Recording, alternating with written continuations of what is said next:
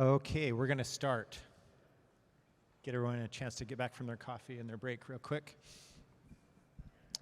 Melissa and I were just saying we don't think we've ever been on a panel wearing sneakers before, so this is something new and exciting. I looked in the mirror about 3 times this morning. I was like, okay, well, I guess we'll give this a try. I want to shoot the 3 points down on the court here. All righty. We're going to go ahead and start with some introductions, and so jump right into it. We'll start with Melissa. And Melissa has kind of a traditional and then non-traditional path into the industry, so we'll let you introduce yourself and explain kind of how you got here. Okay. Hi, my name is Melissa Blau. I've been in the online gaming and sports betting business for 20 years. Prior to that, I was in finance and venture capital, and I covered gaming, actually, as a sector in investment banking. So got into the industry when I moved to London, and as the CFO of an online casino operator based in Gibraltar, operations in London, all regulated, all legal. Worked with a number of other operators as well, working in various what we call whitelisted jurisdictions, Alderney, Isle of Man, Malta, and then came here to back to the US, where I grew up in New York, and started working with Blau Technologies to lay the foundation of their strategy, then started to work with more and more operators. So I started to work with Hard Rock, developing their online gaming strategy, Pechanga out of California. I launched TropicanaCasino.com in New Jersey, and worked with the Delaware Lottery, helping them get their online gaming platform vendor selected and launched, and then worked with a number of casinos, helping them with social when there was really not much that went on between 2013 and until PASPA was repealed. Maybe, Pennsylvania launched, but that was about it. And so since then, I have now been working with casinos and sportsbooks, developing and operating their sportsbooks. So I'm working now with the Superbook, which is the largest land-based sportsbook out in Las Vegas, helping them with their nationwide expansion. I'm recently launched Soaring Eagles online casino and sportsbook. They're in Michigan, and in Arizona, Desert Diamond mobile sportsbook and their retail. And I'm working with the Choctaw tribe in Oklahoma, and also the Potawatomi tribe in Wisconsin. So I'm helping them develop their strategy, their business, launch them. I'm trying to figure out, is it best that they sell their casino licenses to market access companies like the panel prior, or do they operate it themselves? And it's not an easy decision. I'd say few people have the insights that Melissa has into the industry. We go to her often for expertise. Thanks, Melissa. So Allie, we're going to talk to Allie. Allie is indicative of kind of the influx of talent that's joining the industry right now. So we want to talk to Allie about how she got into this industry. Go ahead, Allie. Yep, so I pretty much started off kind of in an untraditional path in here. I was studying chemical engineering at my school, and then just kind of in the last year, I started betting just because in Colorado it's a legalized state there. So then once I started kind of learning more about that, I started looking at baseball and using a lot of the air density, and started developing a model that I was using to pick baseball picks. And then I got picked up by CBS Sportsline, so I do a lot of work with them on their show, Early Edge, and then also on their picks for their website as a handicapper. And then I also now work with Odds Checker to just writing MLB handicapping stuff. And then mostly I do a lot of work with Caesars, and I do digital content creation and help kind of further their social media. So I have to ask you a question. So you're studying chemical engineering, Colorado School of Mines. Mom and Dad are very happy, and you show up one day and say, I'm going to stop that, and I've invented some technology, and I can now forecast sports betting, and I'm going to jump into the industry. My mom, she thought it was cool. My dad definitely wasn't happy because he spent a lot of money on tuition.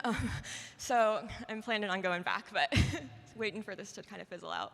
So we're seeing a lot of this movement right now with millennials jumping into the industry, and I really think this is the future. And I tell people all the time, if you want to understand the industry and where it's headed, these are the people you have to talk to. Melissa comes in with a background, very quantitative, data-driven, and suddenly you're in this world, and they're like, it's not only the data, it's the social media side of this. So how do you react to that? Yeah, so it was definitely something to get used to. I mean, I'm personally not a huge social media person, so it was really weird to have like, I don't know, a Twitter where people actually like care what I have to say and stuff like that. So it's been really interesting to try to use that though, also as kind of a marketing technique with Caesars and putting stuff through them, through my account from them, and it really helps drive the engagement there. You know, I think it's interesting is that in Europe, there's always been the media, media and gaming, and a lot of the gaming companies have tapped into the breadth, the power, the reach of the media companies, and have repeatedly failed, right? Except for Sky Bet, that's an anomaly.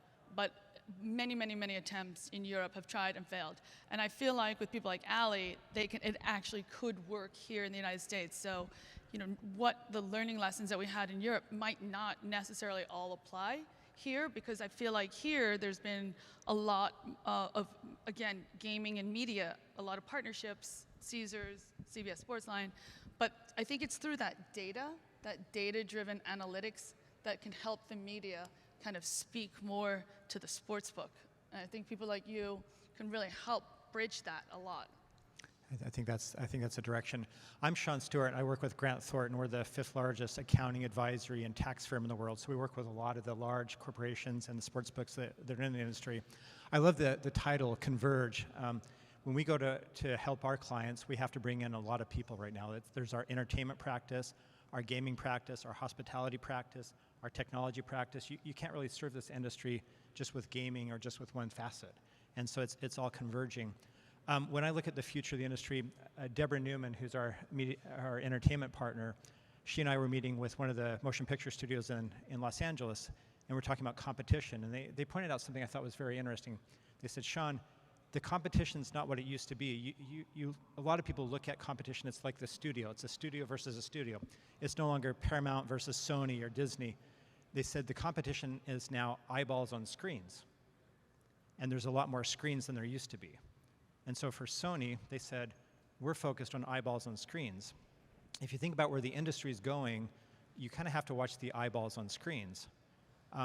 The industry, interestingly, the traditional brick and mortar gaming, what they're talking about is millennials don't play slot machines. And there's a lot of theories about where that's going to go, right? One theory is, hey, when your parents were 20, they didn't play slot machines either. But when we get older, we're all going to want to be mind numb and just do our thing, right? So just wait, the millennials will get there. There's another view that says they're never going to get there, and we have to find an alternative. And it's eyeballs on screens again. Are my eyeballs on a screen at a slot machine, or are they something different? The interesting thing from a business perspective is the slot machines traditionally had the highest margins for the casinos. And so when we look at a sportsbooks run on very thin margins. And for a period of time, the larger casinos didn't really find that attractive. They're like, why go to sportsbooks? Why would we go there? And I think what's shaping the industry right now is there's a transition going on where it's eyeballs on screens, and it's to a point where when you impact the people that are traditionally going to the casino, land-based casinos, then they have to step in and do something different. I think if you look at the long-term strategy, it's well known MGM is trying to build a global network. Caesars is out making relationships everywhere, and they're suddenly right in the middle of this. But I think where they're headed, if you pause and look at this, the real prize in this at the end of the day, it's not necessarily the sports books for them, because that's lower margin. It's online gaming. When that becomes legal, that's the higher margin. So if you're looking to bridge and make money, make profit, which corporate America is doing, you're trying to go from your lower margin to your higher margin. And can you bounce from the sports book to the online gaming? A lot of the time I'll tell my clients, I'll put a financial model in front and I'll say, this is what you're going to make from sports betting. And it's, they're running big casinos, probably the biggest in their state. And they're like, that's it? And what I'm selling, and I had to tell them is that I'm selling you a placeholder. I'm selling you a placeholder for one, getting your online business, which is something you've never done, ready. And we're going to do it with sports betting. We're not going to light the house on fire, right? And we're not going to spend a huge amount. We're going to spend, but you're not going to make a ton, but you will have a team ready to go when iGaming happens. So I'm selling them. It's hard for them because I'm selling them a new product line and a new distribution channel. And so that's that's hard to get your head around when you're in a highly regulated industry. But it's so important to future-proof their business. Exactly. So we also look at kind of where this is headed, and back to Allie for a moment. Allie, you jumped into this world. You've had a ton of success very early, right out of the gate. You're looking now, you're working with CBS. What does the future look like with CBS? What are they thinking? Yeah, so CBS is definitely looking more at an entertainment approach to the betting side of things. They have CBS Interactive and CBS Sports HQ, which is a huge kind of like internet channel, and I know they're looking to do something similar, just in the terms of looking at sports betting and trying to make a channel or something like that to further the reach that we have. And I know we've already done that with our show that we do on YouTube, and that's The Early Edge, and we get quite a few viewers. And just within the last year, as states have started to legalize, we've seen that viewership go up, and especially like new memberships. I know New York is like our #1 membership state, so that's something definitely very interesting as it moves on. And CBS, you're saying, even thinks this is going to become something where there's so much interest, they're looking at starting a cable news type network where it's 24/7? Yeah, they're looking at 24/7 sports coverage, especially just how it pertains to betting. So it's something, because there's so many markets, and it's really interesting when you look through the Sportsbook. I mean, there's so many games, and we have people that are experts on like European soccer and stuff like that. So it's something you can bet on all the time. One of the projects that I worked on in Europe was something called Bet Republic, which was trying to create this almost CNBC of sports betting. And we didn't do it through the cable channel, we did it through the web, right? And I think, for anyone who wants to go into this and turn sports betting into that CNBC of sports and create a news network around it, they should be weary of what their model is, right? Is it advertising based? Is it affiliate based? What are your expectations from that? If it's in a market that's just opening and you have a lot of unaccounted for players, I think you can make the affiliate model work. If you think that you're going to be able to do this with an affiliate-based model, I think it's going to be a lot more challenging, because a lot of the players, the good players, have probably been tagged at a lot of operators already. So therefore, you have to default on a little bit more of a traditional media model or some kind of subscription model. But getting that balance right, I've seen a number of, ours was like a small company, but Liberty Media also did this a while back, and I spent a fair amount of money on it, created a proper television channel and digital channel on the internet, and I'll never forget meeting with the founder, and he's like, everyone's got a Betfair account, everyone's got a Ladbrokes account, everyone's got a William Hill account, we can't make money, I'm shutting this down. So I'm not saying it can't work, it's just understand what your model is. So I want to ask you, a lot of people in the industry are looking at the technology, and the sentiment is it's lagging. A lot of the people with the talent to make the technology move forward are working in Silicon Valley, are attracted to other industries. So when your average person goes and takes a look at an app, they're like, yeah, it has the basic functionality, but it hasn't yet gone to the point where most, especially the younger users, are happy with the technology. And happy might mean, how do I connect this with my social media? How do I make this part of my social world? Where does that go from there? So, Allie, where do we think this is headed? Yeah, so I think, just speaking on the functionality and like the UI of all these sports betting apps, being in a state like Colorado, and I'm sure New York, you have so many options for a sports book. So it's not going to take a lot for you to just pick up and move to another one if one doesn't work. So I think that's one of the most important things I've heard, especially feedback-wise, from people that I follow about certain sports books that have technological issues, and it really causes them just to go to another sports book because it's that easy.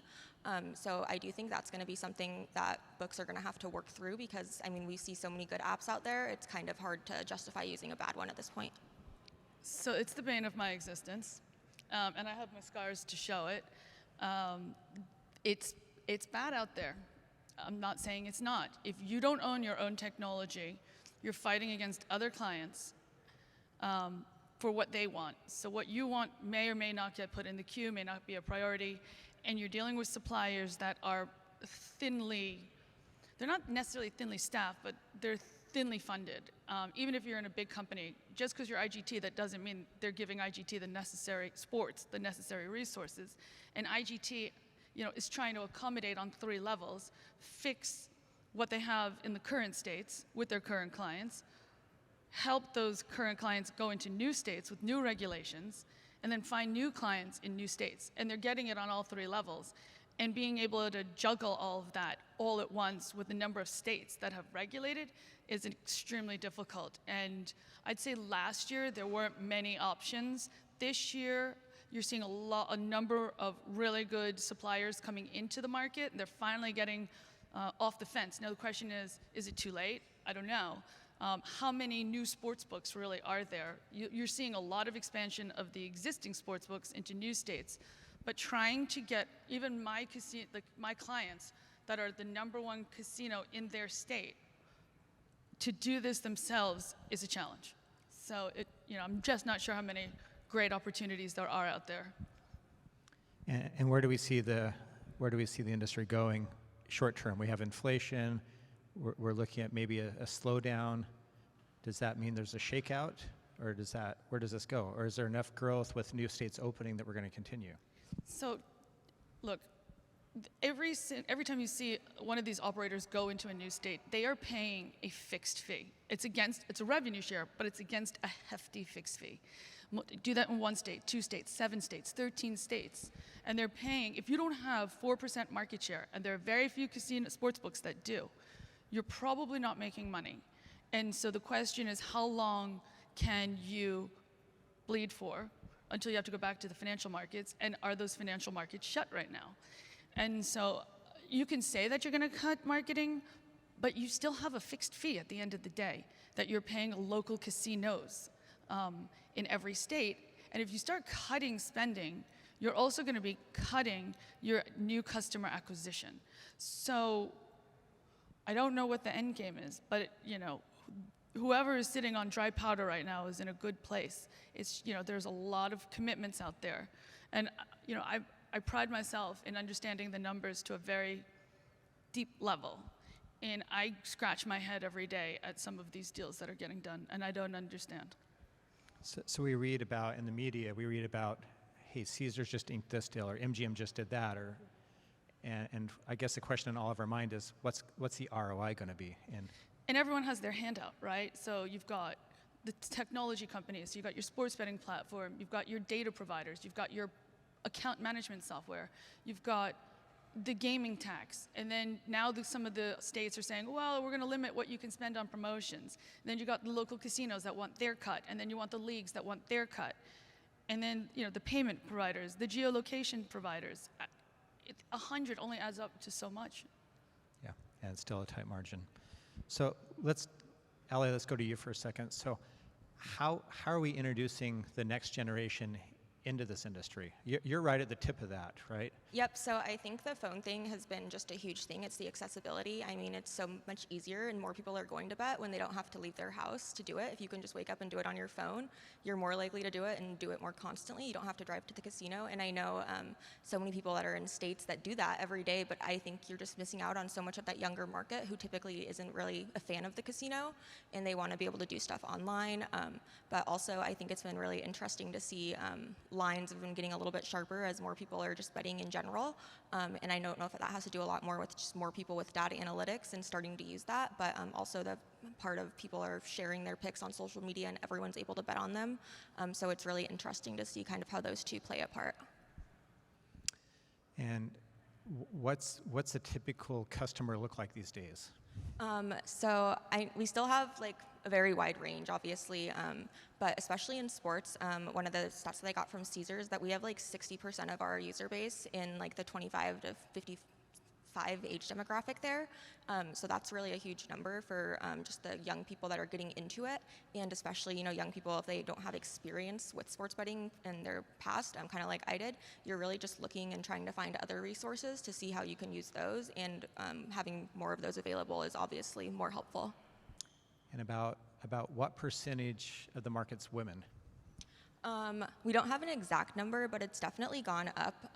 There's a lot of reasons, I'm sure, for that with like those kind of deposit match for referring a friend and all that. But I know we've definitely seen an increase, and Sportsline, we saw like 20%, 25% of our web traffic with women, which is, in like the engineering world, that's a pretty good split. So I would say, especially for sports, I think that's pretty indicative of the future.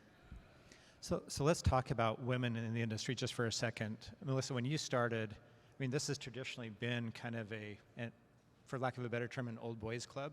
You kind of pioneered your way into this. What's it like for women professionals in the industry? I mean, I started off in banking, which wasn't great, so my expectations weren't high.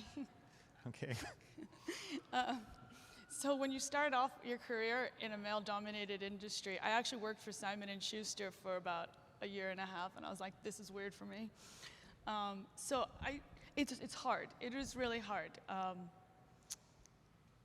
But you know, I try to power through it, put my head down, do the best job I can. But you know, it's not. It is. I have a lot more experience than the average person, and sometimes, if you know, I question, you know, why didn't I get that, or why was, you know, so it's hard. So there's still a bit of a ceiling there you have to break through on occasion. I do. You know what, I'll say this. The thing that helped me break through a lot initially in this industry was I did a lot of writing.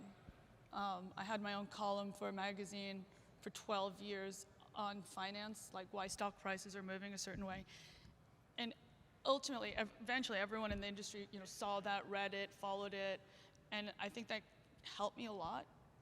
I would say if I had one thing that I wish I could have changed back when I started working is maybe working for a large company to help give that co-validation and be a little less entrepreneurial.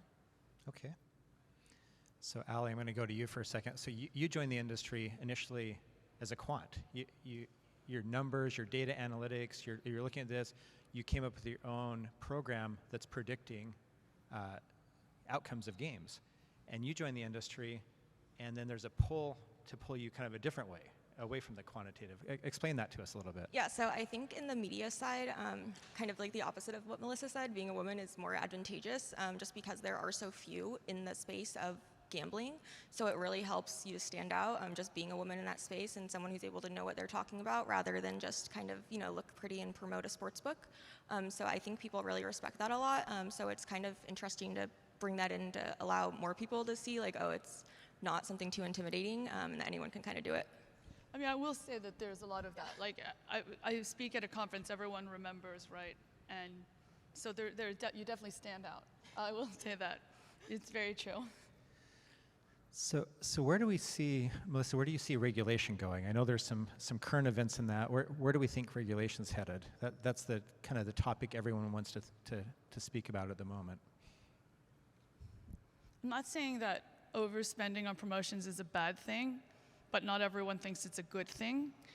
And with that comes additional regulation, right? If you look to Europe, look to the UK, look to Sweden, the reason why all these European companies are coming to the US is because they're becoming so prohibitive over there with all the additional regulations. Can't use credit cards, can't do this, can't do promotions, can't have a first deposit match, can't, you know, so it's one after the other after the other. And, you know, I really hope that we as an industry look over there and say, we need to do a better job self-regulating ourselves to limit what these spends are and not, you know, we can't stop it, but to encourage others not to overspend and do this smartly. Because, again, you know, if you look deep down in the numbers of what some of these states are, when they're reporting, you really realize that some of these operators are at 90% of promotions to their revenue, or over 100, and it's just not sustainable. And I don't even think it's, I mean, I've been in this industry so long, I don't even think it's wise in that, does somebody need a $5,000 first deposit match, right? Does it have to be $5,000? You know, is that even responsible? That's my fear. I know Caesar's kind of, just speaking on that, they've kind of moved away from a lot of those frequent promotions for that reason, and they're focusing more on just like retaining clients and doing that through like a lot of their VIP stuff. So it's kind of encouraging people to be loyal and continue to bet with them rather than just feeding them promotion after promotion. And I know they're trying to say, okay, if we have to do them, let's do them a little smarter and making them more regional regional specific versus, you know, just a nationwide, here's a free bet or whatever for your first bet. And I think that's kind of worked out for them so far, limiting the promotions. Yeah. Unfortunately, it went on, I think, a little too long, but yeah, it's amazing to me how fast that changed. One big operator did it, and they all were like, "Oh my God, thank God!" You know, and they all took it down. Some of them still have it in certain states, but there was like a wave in like December, January, where everyone was like, I think I'm gonna try that $30 deposit and get like 5 free bets at $20. Which is a lot. It's smarter. So who's getting the industry right? Who do you think's doing a good job, and where do you think the strategy is? I like FanDuel. Okay. I do. And why? Why is that? I like BetMGM. I like the BetMGM message. I think it's kind of sexy. I think they've leveraged Jamie Foxx really well. I think they just have a really sexy product. Their product, and they claim it will get better. I think it's pretty good. And I like FanDuel. I like the experience on the app. I like the promotions that they're doing. I just think they're doing a good job. They're different. They're different than DraftKings. DraftKings has a very different kind of message. So look, they're all working relatively well in different states. But when I have a go-to, when I want to figure out how to do something better, my go-to is FanDuel and then MGM. And do you think this is an industry that could be disrupted? Could there be someone that comes in with something totally different, with social media, with the connection to the millennials, to something? I do. I think a simplified UI would be a lot better. If someone can figure out how to onboard players and reduce the friction when you have to register, I think that would be great. I think the odds could get better. I don't think, I work for Superbook, which is the traditional Vegas book, and we're looking at some lines, and they're boosting to a place that we're already offering those odds. So we're not doing a good enough job getting that message out. But I think that that has to get better. They'll boost, they'll have a 17-cent line. We'll have a 5-cent line, and we're just like, that's. But people don't know it yet. Yeah. In FanDuel, I've noticed just personally that their odds for almost everything are a lot higher. It's like barely ever been that I found a better number on FanDuel. It's always like I look at FanDuel and then I'll compare it to somewhere else and realize that, I'm so glad I didn't take it at that number that they had posted there. So you can shop around and find something. Yeah. So At Superbook. Yeah. So some people would say regulation is not a bad thing, because with regulation builds confidence, and more people might jump in and be willing to participate if there's regulation. But I guess the flip side of that is, what will the regulation be? And so when I talk to people in the industry, they're saying, maybe regulations, it's coming. I think everyone's agreed it's coming. They don't necessarily say it's bad, but they want to participate in it and maybe even try to get ahead and self-regulate. What do you think? Does regulation drive more participation, or do you think not? I don't think so. Okay. I think it's better user experience. I think it's better leveraging the media industry, making sure that people's USP is out there, like FanDuel's better odds. I don't think someone's going to say, wow, I think I'm going to try it now because there's a limit on what the operator can deduct on promotions, or, oh, wow, I really want to try it because I can't use my credit cards now. To me, I feel like that just drives an offshore market. So I hope it doesn't come, because when it does come, it won't be good. So Allie, your story is interesting. You're going to the Colorado School of Mines, not exactly the sports powerhouse in the nation, right? A lot of quantitative. We have pretty good D2 stuff. Okay, so. good D2. Okay. But you are an Alabama football fan. And you told me initially you were following Alabama football, and you placed a bet, and suddenly you were more connected to the game, right? Yeah, so it was actually for basketball during March Madness. We just had like a little sorority thing, like a bracket going, and I just kind of picked through them randomly, and I kind of did pretty well with it. And then obviously it felt like, oh, I was like actually more involved and more caring about the game. So I kind of like was like, okay, I saw these deposit matches and the promos that they have. They're going everywhere, especially during like the NCAA finals. So it was really something I was like, okay, I just really got on board with it right then. And then it was like, I had to lose a couple bets to realize, okay, I need to have like some strategy. I can't just like kind of pick who I feel like, but it's definitely been a learning experience there. So this is interesting to me. Across the nation, you're seeing kind of the millennial generation isn't as involved in sports as maybe what Gen X was and the prior generations. So do you think that online betting connects people more to the sports? Oh, absolutely. And I think, one of the sports that I bet is hockey. And honestly, being in Colorado, I didn't realize like it wasn't really that popular of a sport when compared especially like to NFL and NBA. But so many people are starting to just watch these sports just because someone's telling them to bet on something. So people care about the game more. They're more invested when they have money on it. And really for me, even it doesn't matter how much you have. Just knowing that you picked a side and all that, it really makes you a lot more interested in how it ends. It's interesting. To me, I feel like the holy grail will be when they can create an esports that's relevant for betting. Okay. I don't think when they've developed these games, they thought about wagering in mind per se. But I think if someone does, I think that could help move esports wagering into more of a main light. And that's really interesting. And where do we think we are right now as far as esports, fantasy sports? Well, they're different, right? But with esports, look, esports wagering is there, right? It's bigger in Europe than here. I feel like I had thought it would have been further along than it is as of, when I first realized what it was and what it can do. But I feel like a lot of the bookmakers don't know how to make a book on it. They don't know how to book it because of things like loot boxes, right? Yep. Like if Tiger's down, 7 strokes, you know what he has to do to win the game.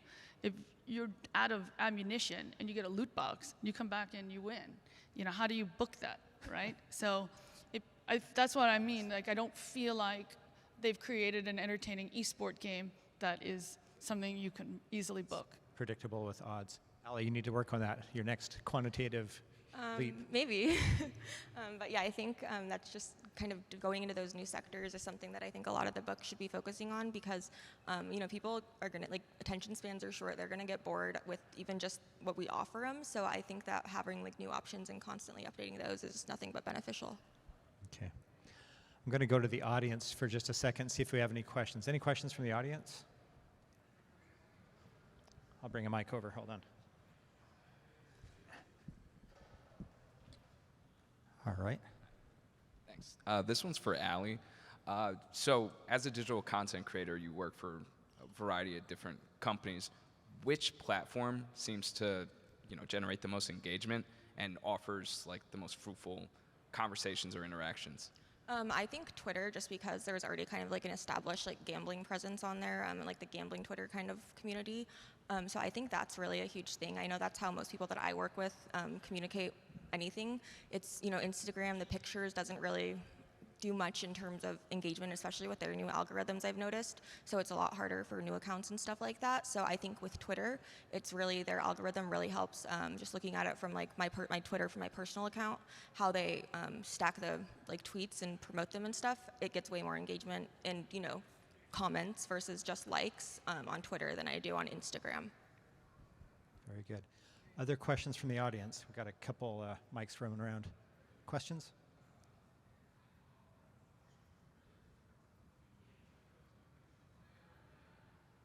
All right.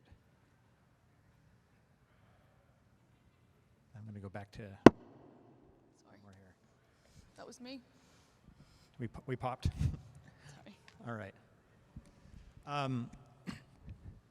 So I guess one other thought that goes to our mind is, if we fast forward maybe 15, 20 years from now, what do we think this looks like?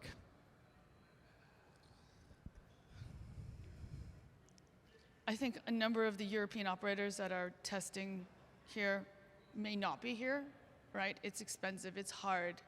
They don't have a brand. And the question is, how much money are you willing to lose before you realize that, well, maybe this isn't working? I think FanDuel and DraftKings have done a great job. And I think that they will continue to dominate. MGM Caesars also does really well.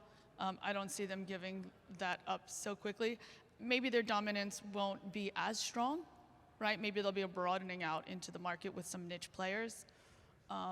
They have an extremely, I don't want to say unfair, but it is a competitive advantage, right? You come into a new state, you probably already have, let's say New York is a perfect example. You probably went to New Jersey at some point to go wager. So you downloaded the app, you funded the account, and then, when New York opens up, all you have to hit is, yeah, I agree to the new terms and conditions in New York, and your wallet is already there. Then think about a new brand, and all the player friction, all the costs. It's hard. So I think there'll be fewer players, but the players will get better.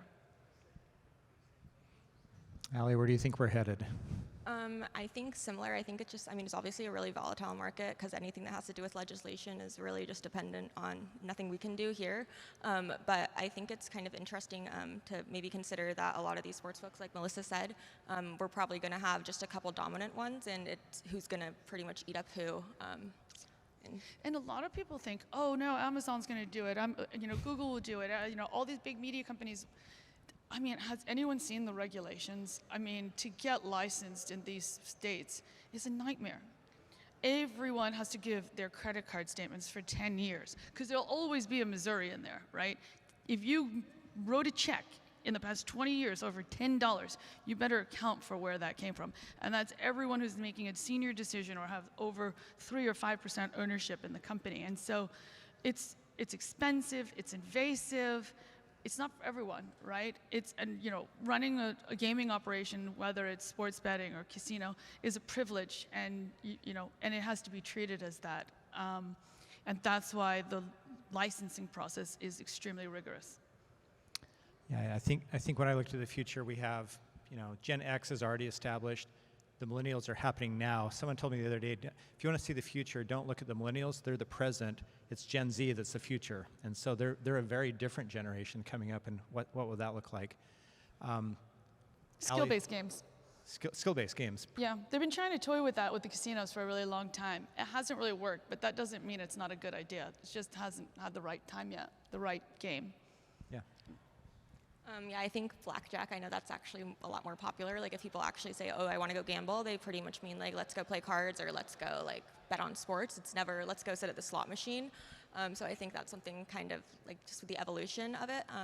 But yeah, I think it's going to be something with Gen Z and millennials. It's just really interesting because, it's very social media based marketing, and that's how they get their information. That's how they make their decisions.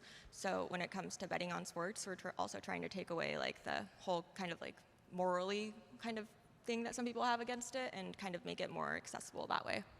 And I think that's a big deal, right? It's this moral stipulation, this unethical, oh, wow, you work in gambling, you work in sports betting. The number of times I've gone to a dinner party and someone's like, ooh, that's unethical.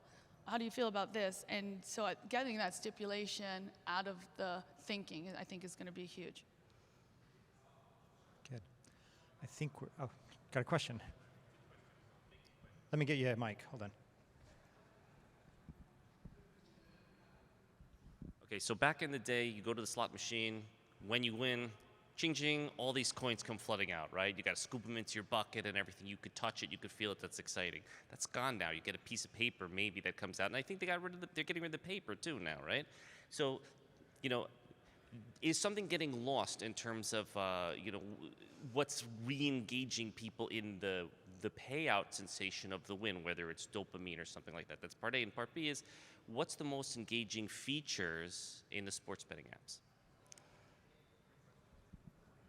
So the best and worst day of the casino industry was Tito, the ticket in, ticket out, and losing that ka-ching of the the coin.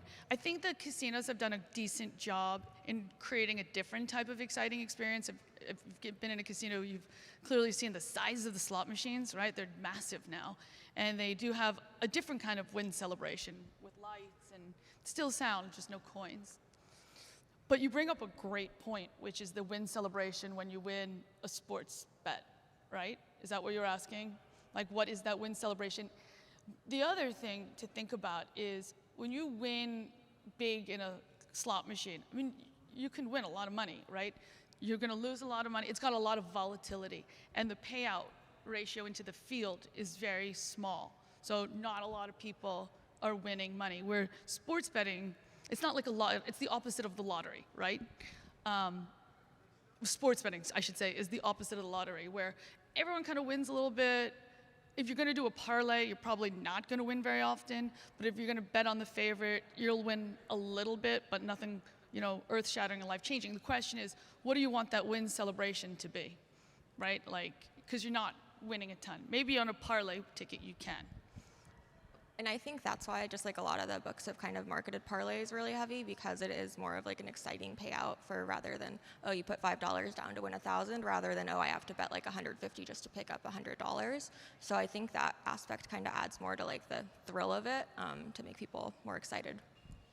I think we were talking last night, Melissa and I were about Platica, right? They're not even really a real gaming company, but they have this kind of reward figured out. If you check it out online, their product really motivates people to get in and play, although they aren't even really playing for money, they're playing for tokens. So there's this reward element that they figured out. Could one of these companies kind of figure that out and add it to it? And I guess the other that we were talking about is just the social media. Like, you can go on social media and talk about, hey, I got this right, I figured out this game, and I think that gives a lot of people kind of the hype they want to jump in and play. It's funny, when I'm sitting there trying to fix product, and a lot of the products of the casinos I'm working with, one of the things in the back end, there's like, oh, do you want to go and get notified when you win? I'm like, hell yeah, I want to get notified when I win. How are you giving someone the option, right?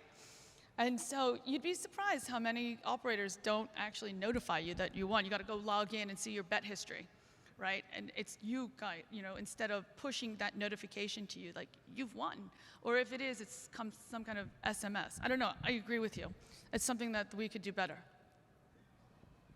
Well, I think it's going to be really interesting to see how this evolves, the Converge with the entertainment, the sports, the gaming, the land-based casinos, and where this evolves to the future. It is rapid pace. There are more states becoming open. There are more players jumping in. There is an economy we're looking at that might slow this or might fast pace it. So we'll see where it goes from here. My big thing is the involvement of the sports teams as we legislate.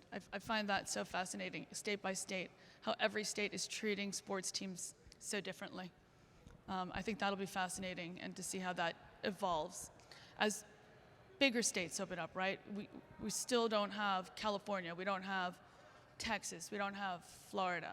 So, those will be really interesting to see how that unfolds. But more and more you're seeing sports teams getting involved in some meaningful way. Shawn, I'm going to interrupt.